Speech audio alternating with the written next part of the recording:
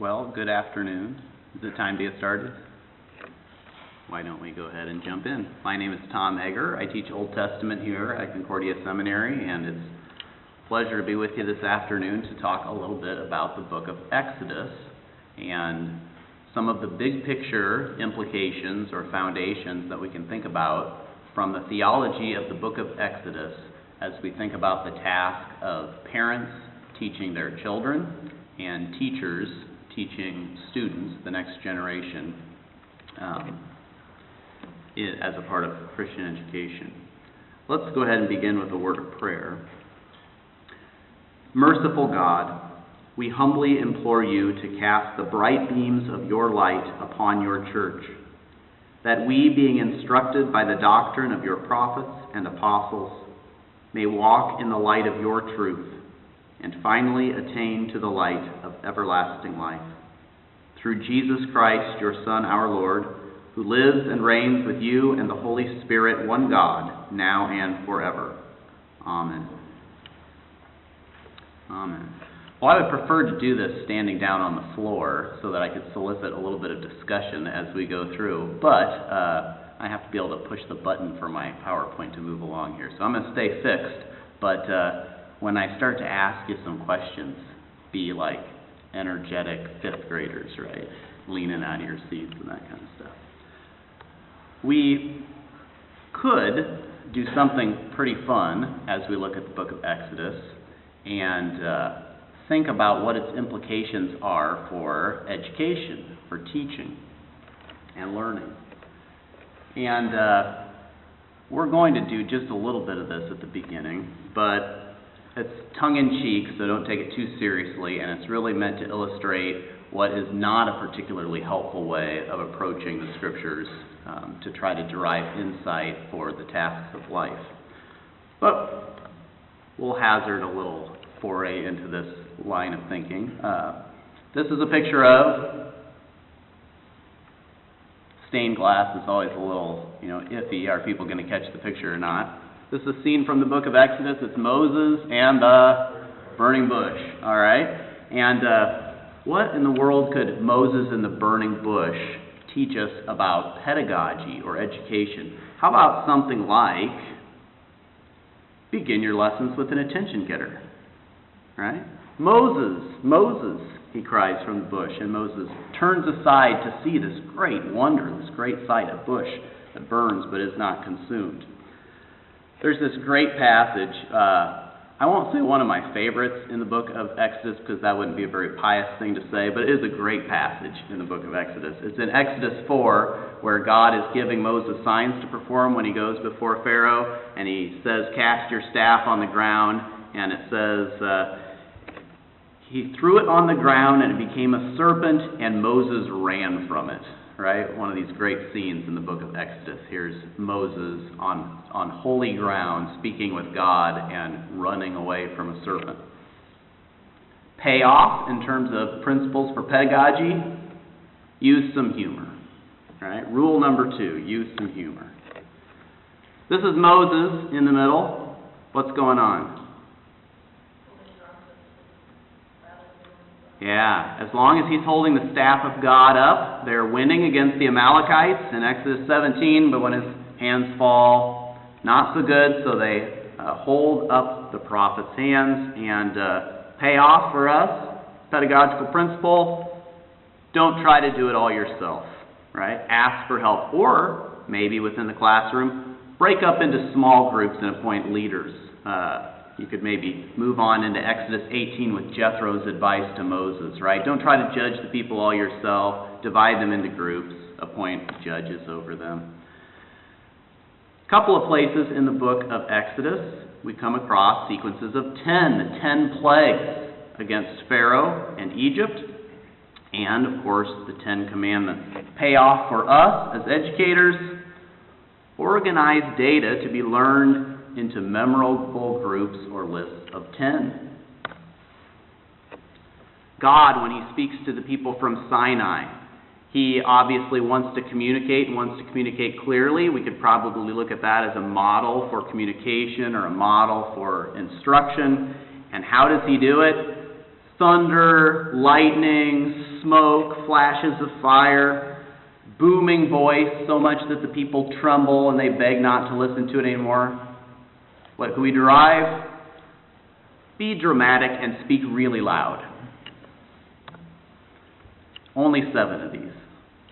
Remember the Sabbath day by keeping it holy. Surely there's something for us to learn in terms of our pedagogy. How about rule number 6, take regular breaks. And last but not least, this is the scene of the tabernacle in Exodus 40, finally erected in the midst of the hosts of Israel. And per God's instructions, the tribes are arranged neatly on every side. Everything has been done in the construction of the tabernacle exactly according to the pattern shown to Moses on the mountain. Right? Again and again, the text in Exodus tells us that they did everything as the Lord commanded Moses. Everything according to the pattern shown to Moses on the mountain. There has to be something to learn in that for us as educators. Sure enough, follow the curriculum exactly. Or, alternatively, arrange desks neatly around the teacher. 7 Exodus principles for pedagogy. Begin your lessons with an attention getter. Use some humor. Don't try to do it all yourself. Group your data into memorable lists of 10. Be dramatic and speak really loudly. Take regular breaks and follow the curriculum exactly. That is what Exodus has to teach us about teaching. And I do this just for fun, but in fact, you all recognize that this is actually a pretty common approach to the Scriptures, right? And what's our interpretive principle as we're doing this? We're going to these stories, and we're observing the things that are happening in the stories, and we're asking ourselves, what do I know already about education? What are some of the things that I already kind of intuitively or by experience understand work? And when I glimpse those things in the story, I identify them, put my finger on them, and then I basically claim the story's authority for teaching those to me about the practice that I'm interested in. It really is not an attention to the point of the text or what the text is trying to accomplish. It's going to the text and finding things that I already know and then claiming the text as background. We could do this not just with Exodus. We could see the kinds of things that I've pointed out here if we were to go to, say, Peanuts comic strips and ask, what do Charlie Brown and Lucy have to teach us about education and pedagogy? And we could find these kinds of principles at work just in the frames of a Peanuts comic strip or in a Harry Potter novel or wherever.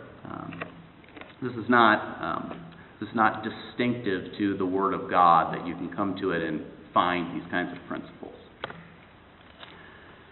So if we're going to ask the question, what is the value of Exodus as we reflect on the task of teaching, educating children, students, what should we be thinking about? What should we be noticing in the book of Exodus? And what I'd like to do this afternoon is focus on 3 things, which I'll point out in a minute, and really use this as a big picture encouragement to you in the way that you think about the task of education, the role of education in the lives of your children, in the lives of your students, and in your own life.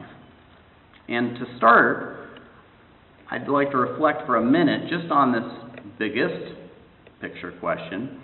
What is Exodus about, and why was it written? Just think about that for a minute. What is the book of Exodus about? Well, how does it begin? It begins with, this isn't going to work for me to solicit input from the auditorium, is it? So I'll just walk us through. Yeah, thanks. Israel in bondage. Israel in bondage in Egypt, right? How'd they end up there? Joseph. Okay, so they followed Joseph, one of the 12 sons of Jacob, down to Egypt, and there they are, and things were going well, but then a Pharaoh arose who did not know Joseph and the things that he'd done for Egypt. They find themselves in bondage. Then Moses. Okay, Moses is born. Moses appears on the scene and has interaction with the Egyptian beating the Hebrew, and the two Hebrews struggling together. He flees off to Midian. He gets married. He has a child. He goes off shepherding, and God appears to him in the burning bush, right? The next key episode. And to kind of fast forward through things, Moses is sent back to Egypt. He has a commission by God to speak for God to Pharaoh for the purpose of bringing his people out.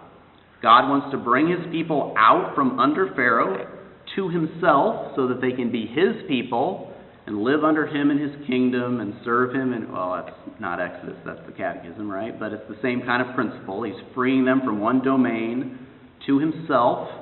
He's then their lawgiver at Sinai. He gives them a covenant full of his promises and commitments to them, and instructions in detail, the last half almost of the book of Exodus, detailed instructions for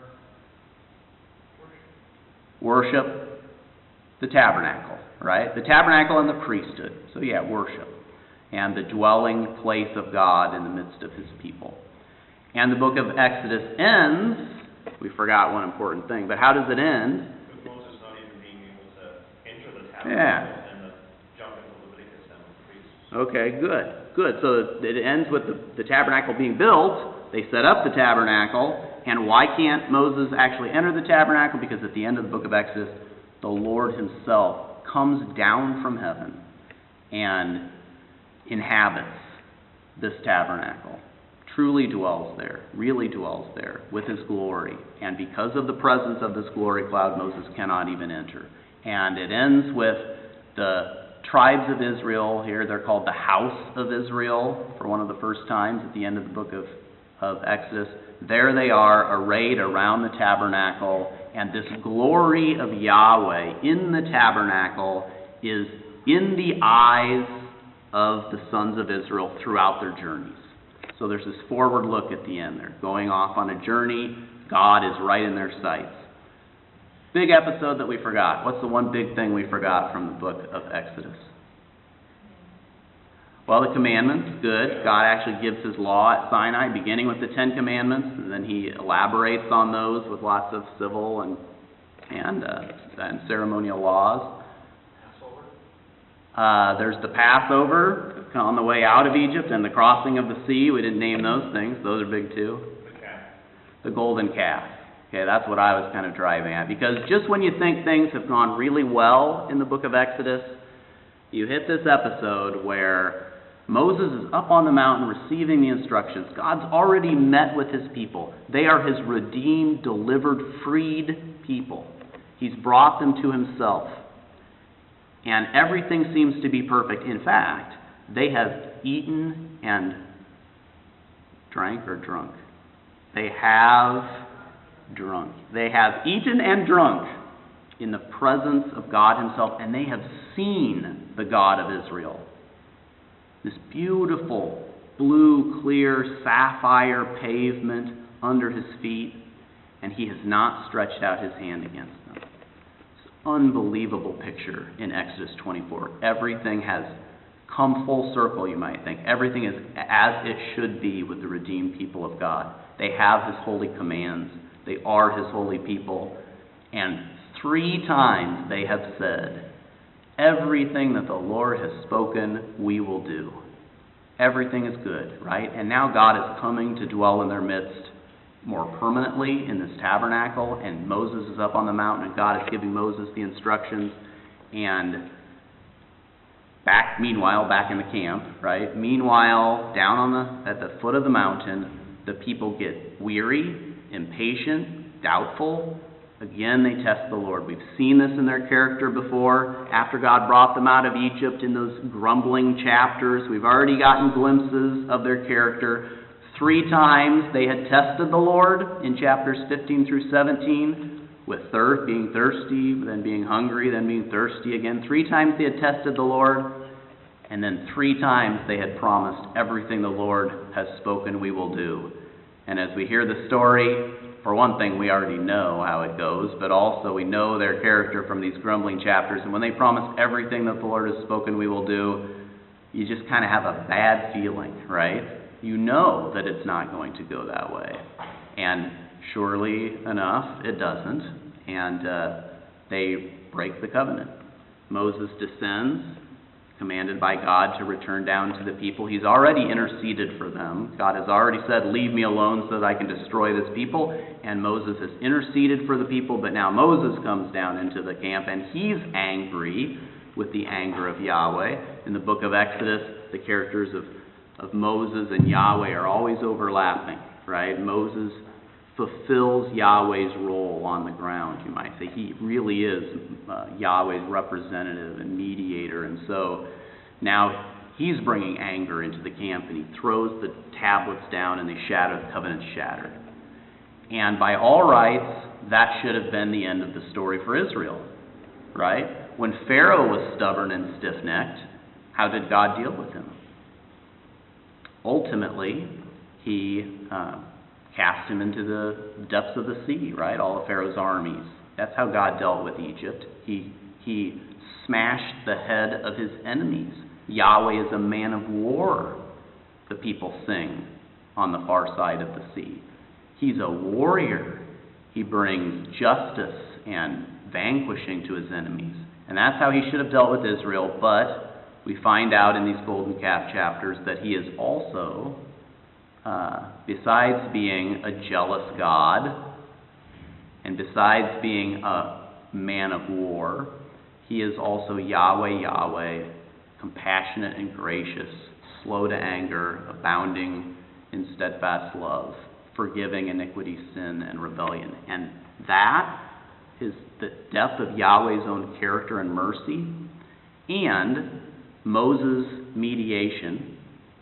Those things preserve God's people, and God renews the covenant with them, so that the book of Exodus does end the way that it ends. Not with God descending in fire and destroying all of Israel, but with God descending in holy fire to dwell in the midst, even of this stiff-necked people. And he will not destroy them. He's come to dwell in their midst with mercy. So that's the book of Exodus. It is not merely about the children of Abraham, however, because the book of Exodus comes after the book of Genesis, and the book of Genesis begins with all humanity, the table of nations, the original creation of man, the descent of man into all the families of the earth, and after the flood, the call of Abraham. And God's intent for Abraham is that through his seed, all the nations of the earth will be blessed. And so when we come to Exodus, God is bringing out this family, this seed, with purpose for all humanity. Why was the book of Exodus written? It was written then to record what God has done with this people in this time for redemptive purposes for all humanity. And we'll unpack that a little bit as we move ahead here. These are the 3 points I'd like to emphasize about the book of Exodus, and touch a little bit on their implications for how we think about the task of educating. First of all, that God is a God who makes himself known. Secondly, that God, parents, and children are all involved in the restoration of humanity, God's intention to restore humanity. And thirdly, some comments on God and history. First of all, God makes himself known. The book of Exodus is all about God making himself known. If you want to learn about education in the book of Exodus, you can search things like the verb to teach.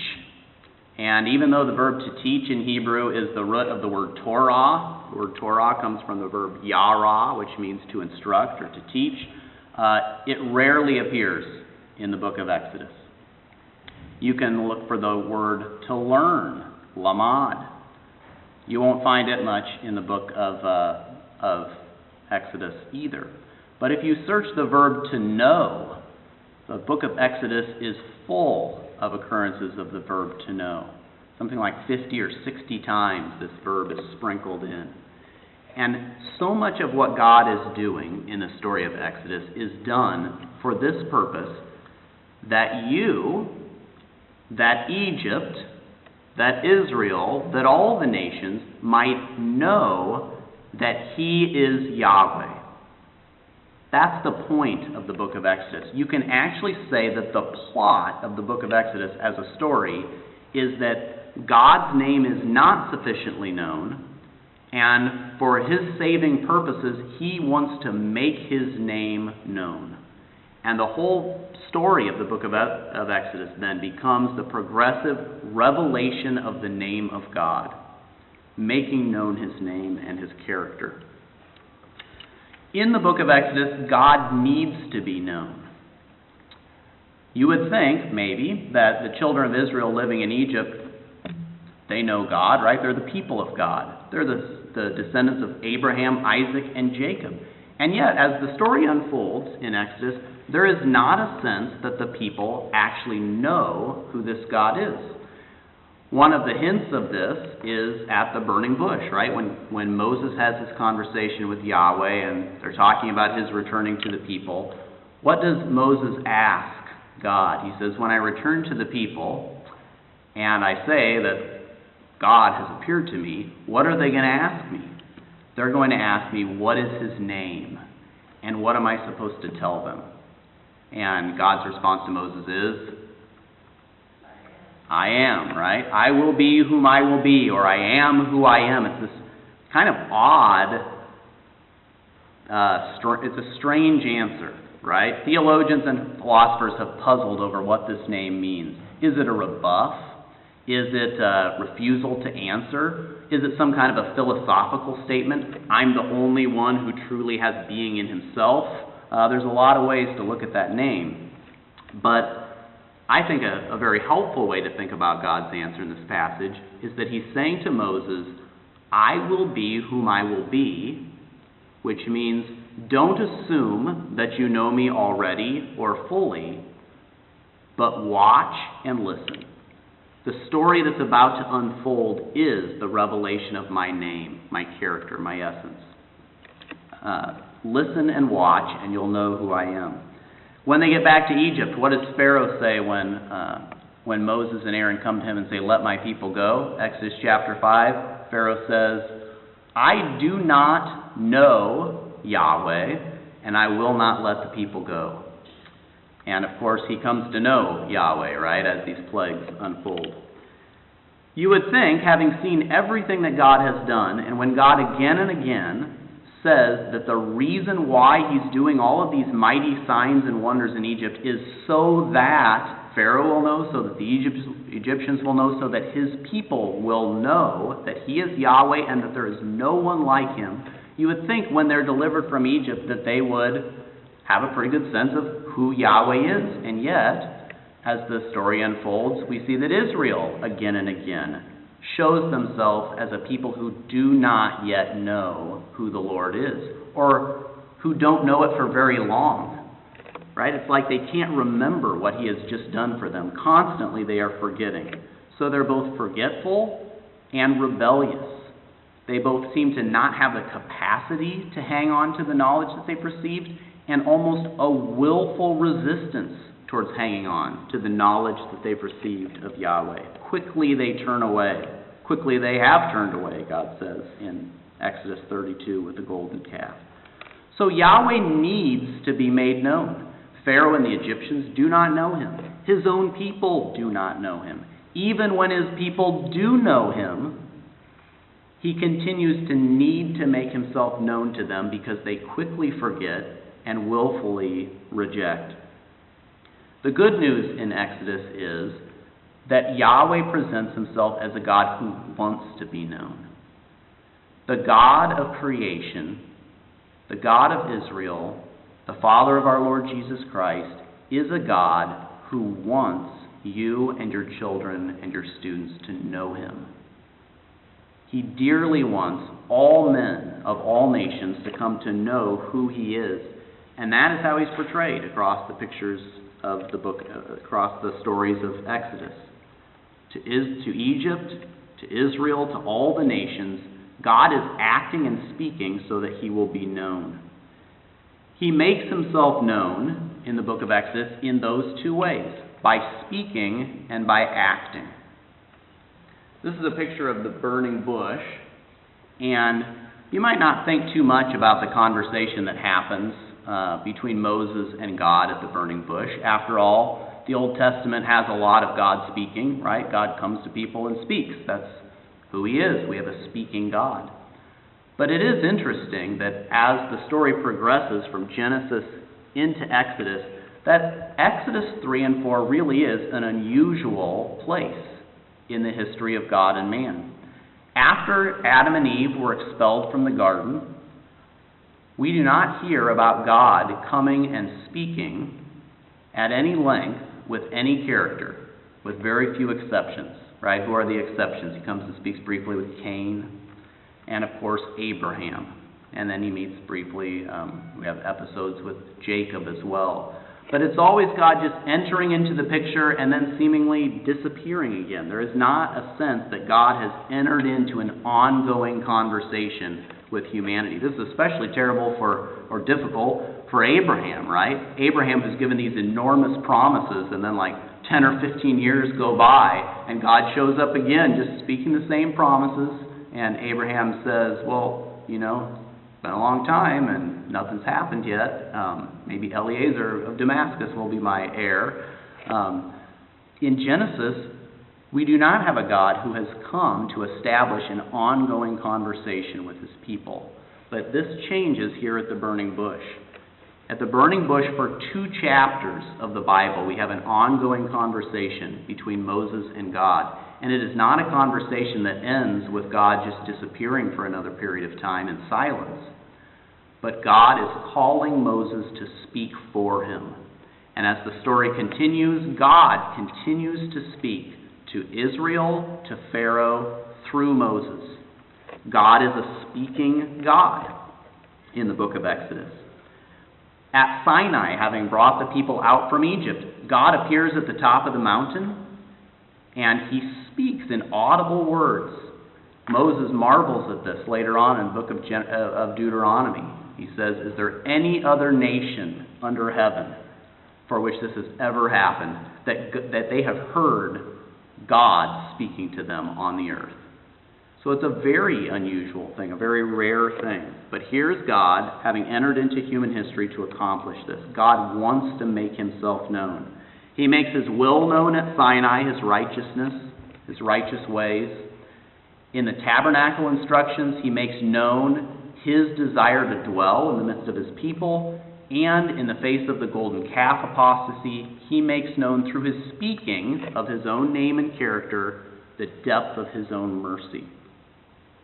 God also makes his name known, makes himself known in the book of Exodus through his acts. There have been a lot of monographs written among biblical scholars in the last couple hundred years arguing for the priority of God's speaking or God's acting in history as the place where he makes himself known and reveals himself, right? Where does God really reveal himself, reveal who he is to us? Is it in his speaking or is it in his acting? And, of course, there's no reason to pit those things against each other. In the book of Exodus, both are going on full force, you might say, and the two cohere perfectly. So God reveals who he is in acts of power and judgment in the early chapters of Genesis, yet also in passing over and in deliverance. He makes himself known in acts of provision in the wilderness chapters. He makes himself known as a God who desires to descend and meet with his people and teach and instruct them at Sinai. He makes himself known as a God of mercy and forgiveness in renewing the covenant after the golden calf. And he makes himself known as a God who will dwell in the midst of his people, and they in his presence at the end of the book as he descends into the tabernacle. A God who makes himself known. What are the implications of this for teaching and learning? Well, this is perhaps an obvious statement, but I think it's an important one. Among all of the useful things that we teach, this is central and fundamental. That the next generation learn, and that we ourselves continue to learn who God is. That God continues to make himself known through teaching and learning. Consider the story of Exodus, and consider all of the useful aspects of knowledge and skills that we impart to children in school. Think of all the subjects that they learn, all of the thinking that they develop, all of the habits of mind, habits of body. All of these things were also important to the Israelites, right? They were laborers and builders and craftsmen, and I'm sure fulfilled all kinds of other roles in Egypt. They were a part of the culture of Egypt. It was full of the gifts of God for them. It was bitter. It was hard. There was oppression involved, but there were also many good gifts, being a part of the world, right? A part of society, a part of their culture. Their education and the skills and the knowledge that they had acquired were important in many ways. But as the story of Exodus goes on, it is a very important reminder to us that the most decisive and essential things in life, our eternal well-being as the people of God, will ultimately be decided not by the knowledge and the skills that we acquire in the tasks of life, but rather in knowing God, belonging to Him. It is God who leads them through the Red Sea and wins the victory over Pharaoh's armies. Their knowledge, their skills have very little to do with the outcome of the episode at the sea. It is God who provides for their needs of body in the wilderness, with water and manna. All of their knowledge, all of their skills profit them nothing. God is the one who provides.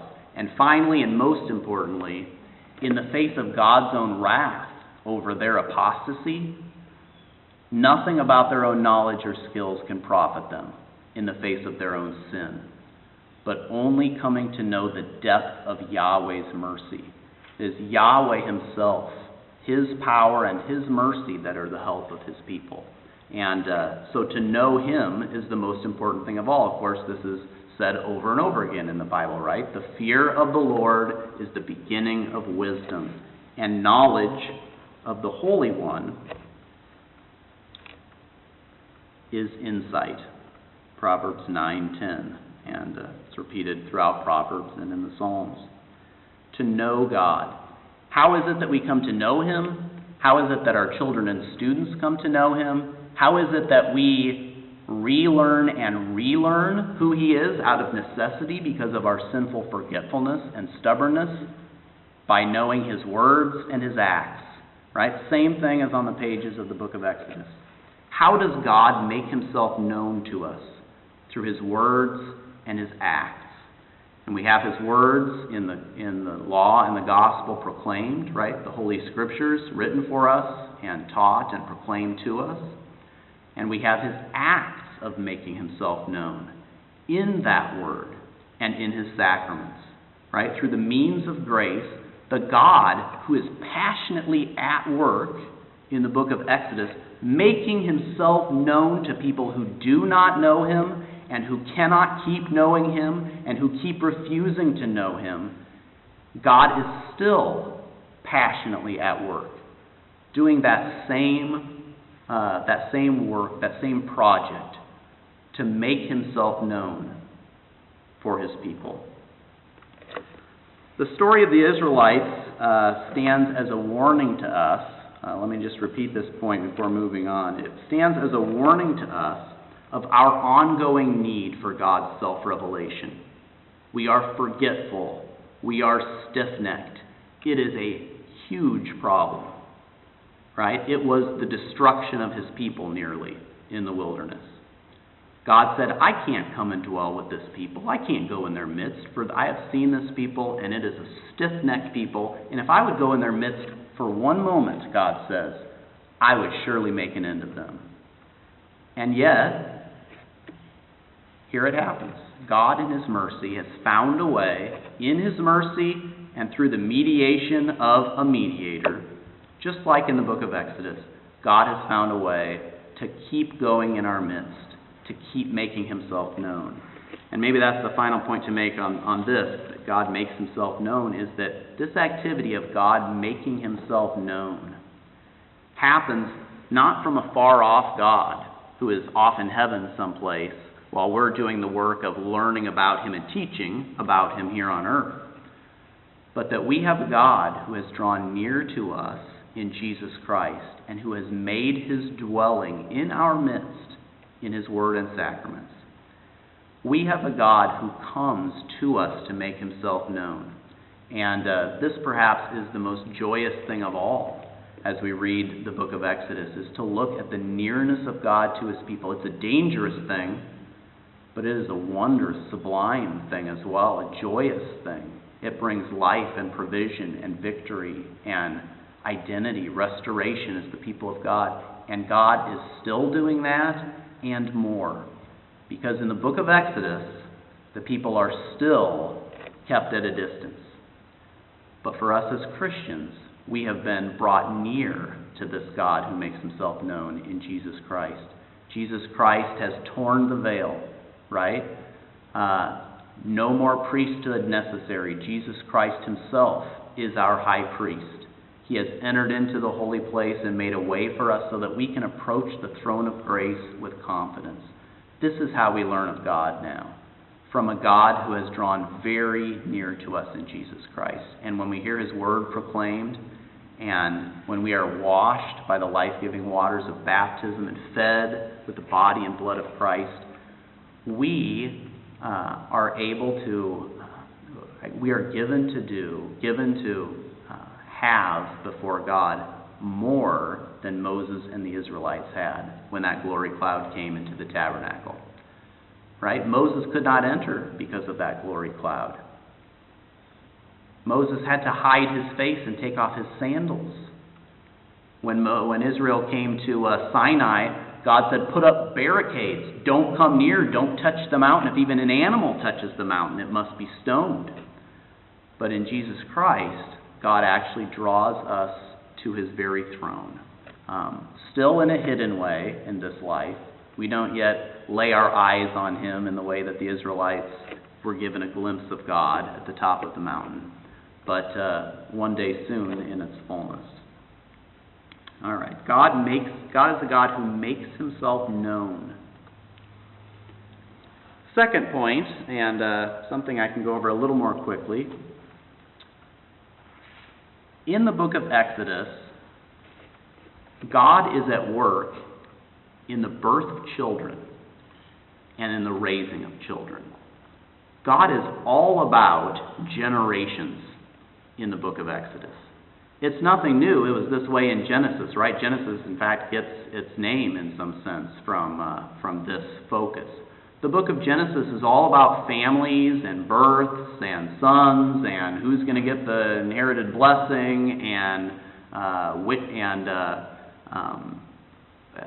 the scrapping between brothers in Jacob's family and following Joseph down and Jacob then giving his blessing to his sons in certain ways. And it's always looking ahead. It's always concerned with this birth of children. And when Exodus opens, it's the very same thing, right? How many went down to Egypt, at the end of Genesis? 70. So it says, these are the names of the sons of Jacob who went down into Egypt at the beginning of Exodus. And it says, they and their houses were 70 in all. 70 in all. But by the time you come to about verse 8 in the first chapter of Exodus, how many Israelites are there? Well, we aren't told exactly at that point. When they come out of Egypt, it says there's 600,000 Israelites, men on foot. And there's some discussion about how those numbers should be taken and how they are to be reconciled with some other passages, and that does get a little bit complicated. But one thing's sure in the portrayal of the numbers of Israelites in the story of Exodus, and that is there are a ton of them, right? So many that Pharaoh is very concerned for national security. And the language that's used is very interesting at the beginning of the book of Exodus. It says that there in Egypt, the people were fruitful and increased, and the land was filled with them.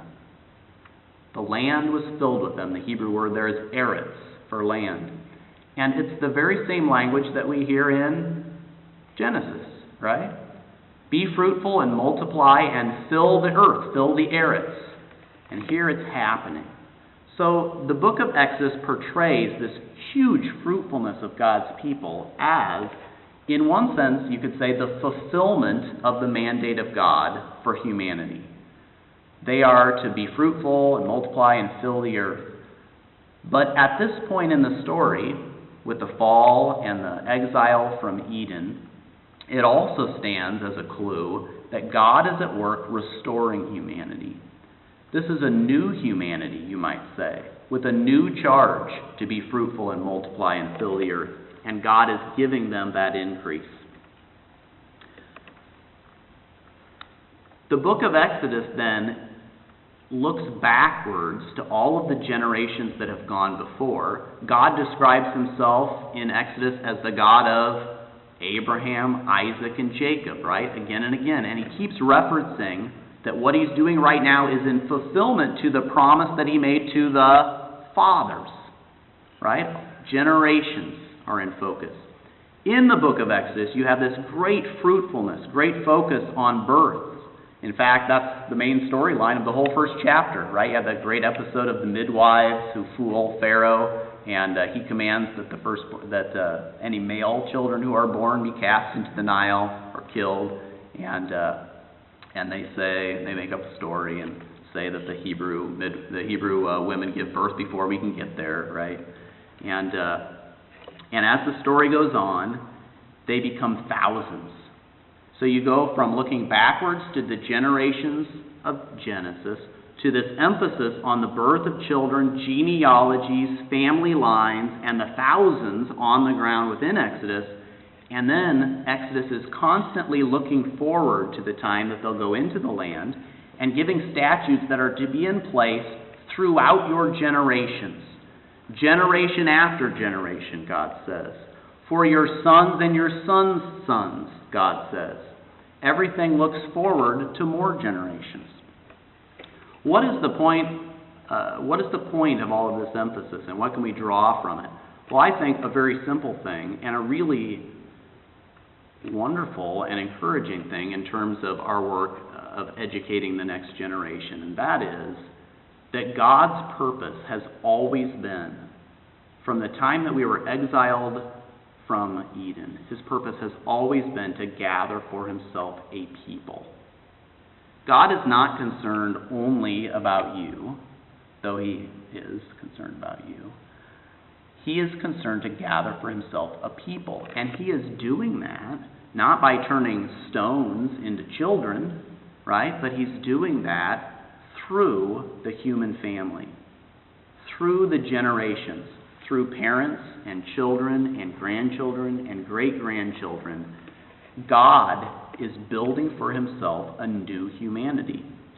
Now, this emphasis on lineage in Genesis and Exodus and the whole Old Testament, of course, it has in view ultimately the seed, right? The offspring, the one offspring, the seed of the woman who will crush the serpent's head, the seed of Abraham, seed, through whom all the nations of the earth will be blessed. The Son of David, who will reign on the throne of his father David forever. It has in view Christ, all of this emphasis on lineage. And we should affirm that, and that should be most important and central as we focus on this Old Testament story of birth and lineage. But not only that. It's also true, and I think perhaps too often missed, that there's another dimension to this emphasis on families, and that is God's concern to multiply and build for himself a people. This is how he envisions this happening, that his people will have children, and that they will have grandchildren, and they will have great-grandchildren, and that those will be his people, his everlasting family. There is a sense, then, in which families participate in the procreation, the progeneration of the everlasting people of God. As Lutherans, we emphasize so strongly the apostate nature of our little sinner babies, right? Because we want to emphasize that they are in need of baptism, and that's true as well. We give birth to heathens on the one hand. But it's also true that God's rebirth is given only to those who have been given birth, right? Regeneration is given only to those who have been given progeneration. And so this story of the generations of God's people, and, of course, assuming the passing on, the modeling and teaching of knowing Yahweh and trusting in Him, being the people of God, is the generation of God's everlasting people. In thinking about this, the book of Exodus also emphasizes that parents then have an essential role to play in making God known. The book of Exodus is all about God making Himself known to His people. The book of Exodus is all about generations. Those two things come together in God's expectation that parents play an important role in making Him known to the next generation. In Exodus 20, verse 2, as He begins to speak to Israel from Sinai, God announces His identity. He says, I am the Lord your God who brought you out of the land of Egypt, out of the house of slaves. A few verses later, He says, I, the Lord your God, am a jealous God, visiting iniquity of fathers on sons to the third and fourth generation of those that hate me, but showing loving kindness to thousands who love me and keep my commandments. Or 1,000 generations, it says in Deuteronomy, who love me and keep my commandments. God has generational intentions. He gives a warning to parents in the Decalogue here that their own unbelief and apostasy can have serious consequences as they fail to help their children know Yahweh or actively lead them away from knowing Yahweh. This is also implied in the fourth commandment a few verses later in 20 verse 12. There, God says, honor your father and your mother. Why? That it may be well with you and that you may live long in the land the Lord your God is giving you. Now, what would cause children to not be able to live long in the land that the Lord their God is giving them? Is it that God is threatening them a premature death? Well, I suppose that's possible. You'll live a longer life if you obey your parents. That's, I suppose, probably true, and maybe that's implied there somewhat as well. Things will go better for you as a general rule if you honor your father and your mother. But within the context of God leading His people as a whole into the promised land, and all of the rest of His dialogue with them through the Pentateuch about how important it is that they remember His decrees, lest the land be polluted with their sin and idolatry and vomit them out, like it vomited the Canaanites out, the emphasis here is really that the people as a whole will lose the land. Honor your father and your mother, that it may go well with you, and that you may live long in the land the Lord your God is giving you. Parents play an important role in passing the faith on to their children, and the most important way in which children are asked to honor their father and their mother is to honor the Lord whom their parents trust in and worship. That's the norm. That's the normal pattern that's being implied in the Decalogue here. That which is implied in the Decalogue in these verses is made explicit in other places in Exodus. For example, in Exodus 13, where God is giving commands about the redemption of firstborn sons and firstborn animals by sacrificing. And He says, as you're doing this, your son will see you doing it. He will see you living out the faith. He will see you trusting in Yahweh and walking in His ways, and He will ask you, what does this mean? It's an interesting question, right? What does this mean, your son will ask you?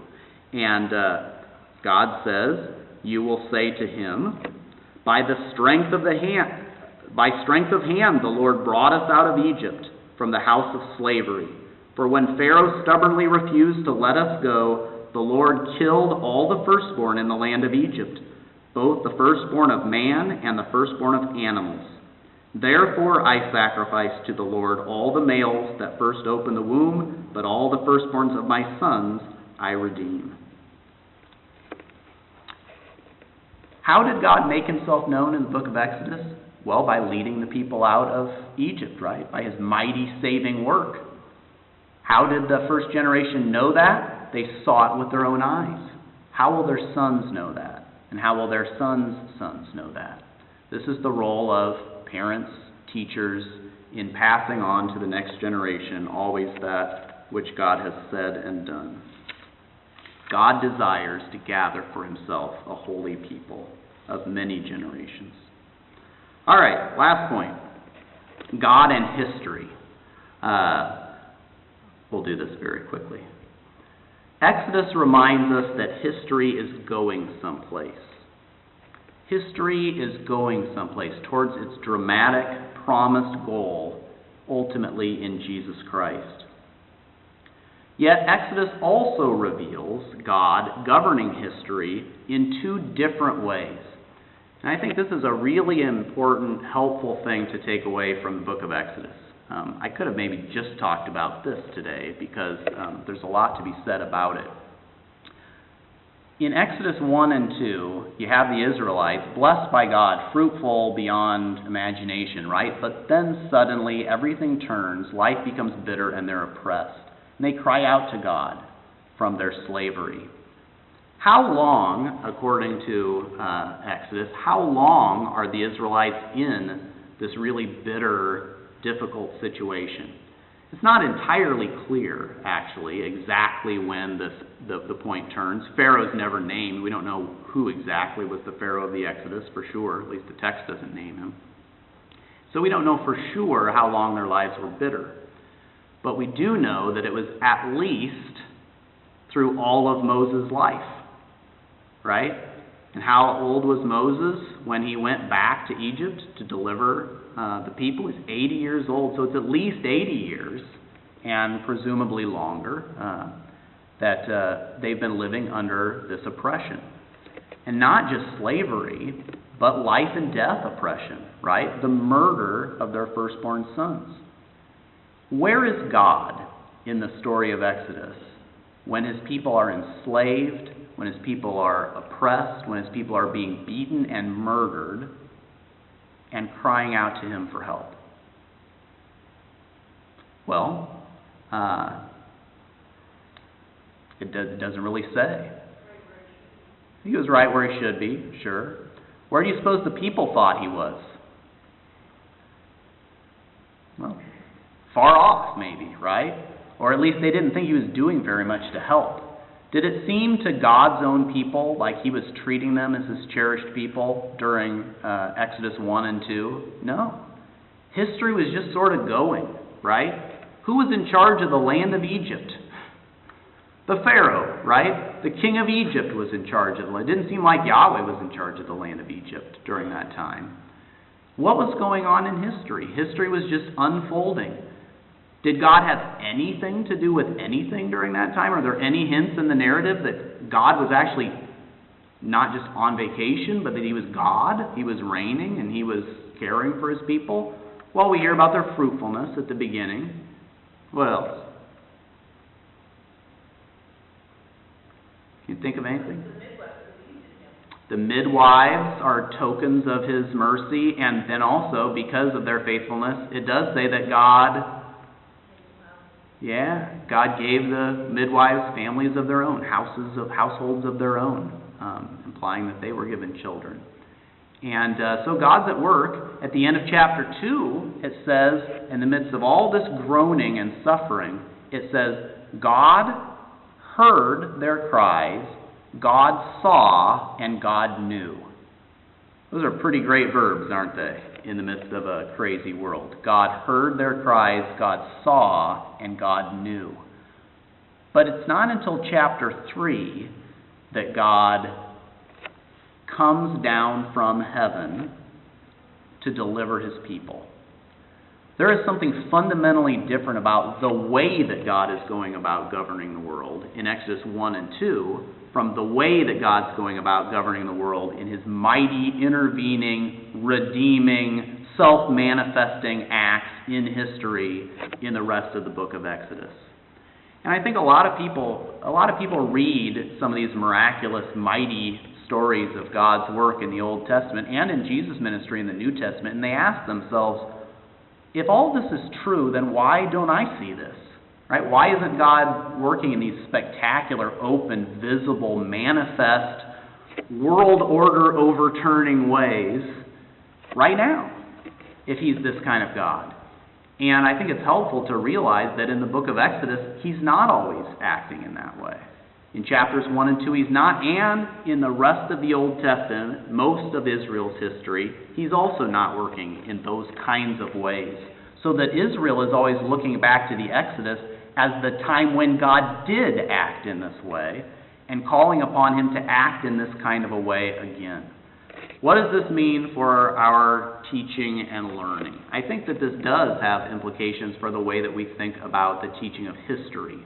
And I have not left myself time to unpack this sufficiently, but let me just say briefly that I think it's important that we learn about history as, you might say, a secular, natural unfolding of history, full of the kinds of causes that we can see and study and observe, because that actually is the way that God governs history much of the time.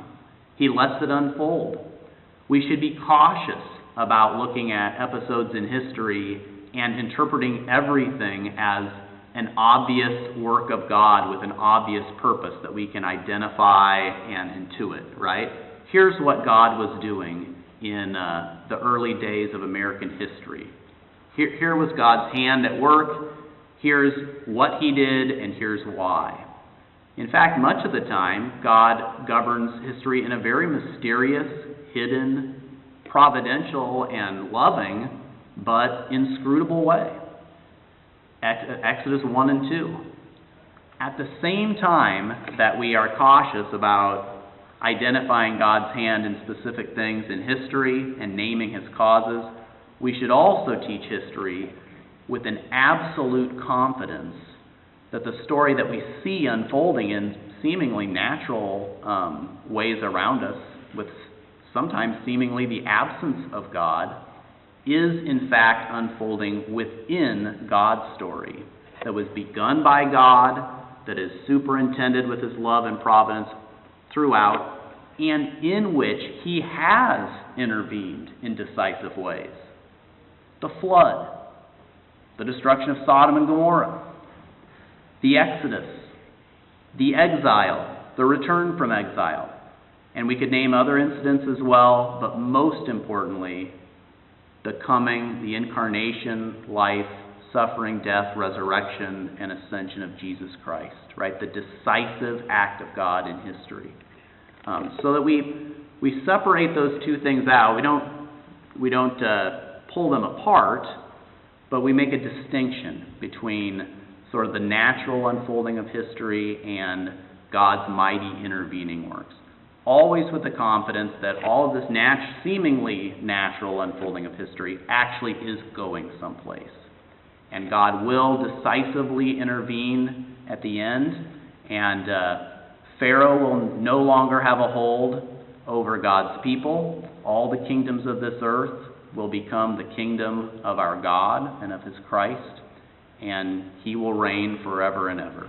Right? All the lists of kings and kingdoms and empires and battles and dates that we've learned in history that served us well to understand the nature of this age and this life, all of those great names will fade, and great names like Puah and Shiphrah, the names of the Hebrew midwives, and Lazarus, the poor man who laid at the rich man's gate. All of these small names will be remembered forever in God's kingdom in the Lamb's Book of Life. I forgot to move to my third slide, God and history.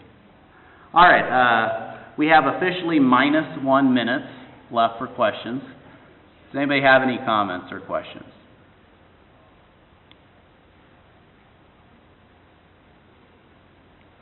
All right, well, thank you very much.